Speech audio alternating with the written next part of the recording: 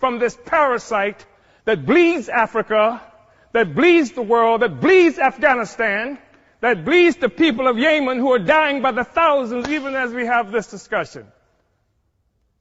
This is the basis of a Brexit.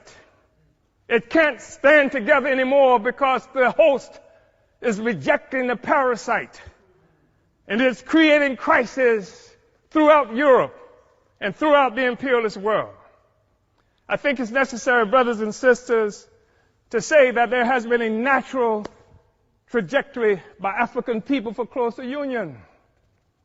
We know that we're talking about having this discussion in part because in 1884-85, Europeans sat at a table in Berlin, Germany, not a single African there, and carved up Africa into the territories that we now sometimes call countries and illogically refer to as nations.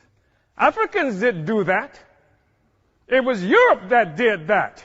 It was Europe and imperialism that required Africa to be divided so that the resources of Africa, both human and material, could come and pave the streets in London and grow the buildings in Amsterdam and bring clean water to New York, while the streets in Sierra Leone are not paved.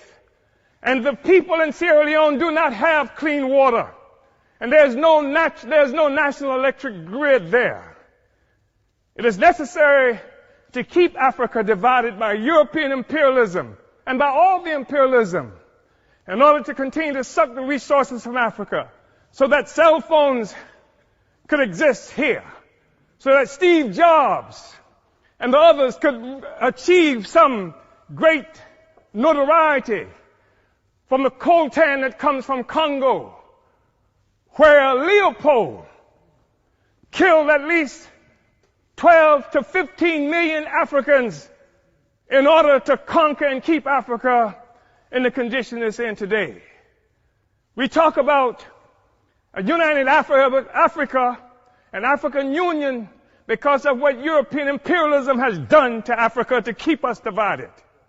We know it's true.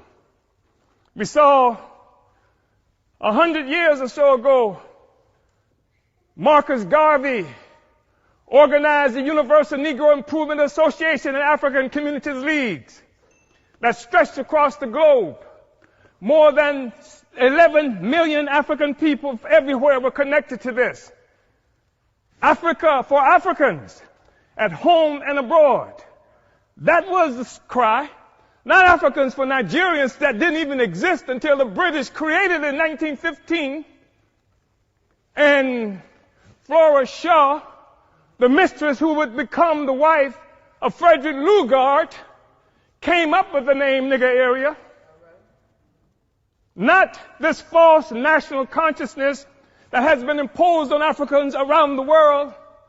So that when the Portuguese found shrimp on West Africa and then named it for the Portuguese word for shrimp, Cameroon, it is not true that they are shrimp despite the fact that the people call themselves Cameroonians today. It is a false national consciousness.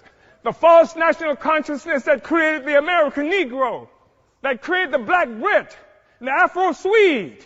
We are one Africa, one nation, and we must have closer union.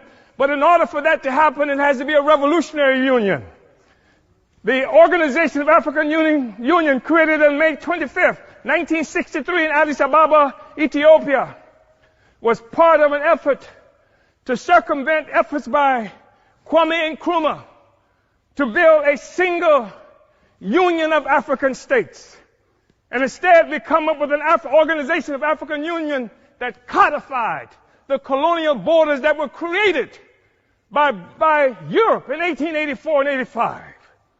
We have to be able to break out of this, but it's going to take revolution in order to do this.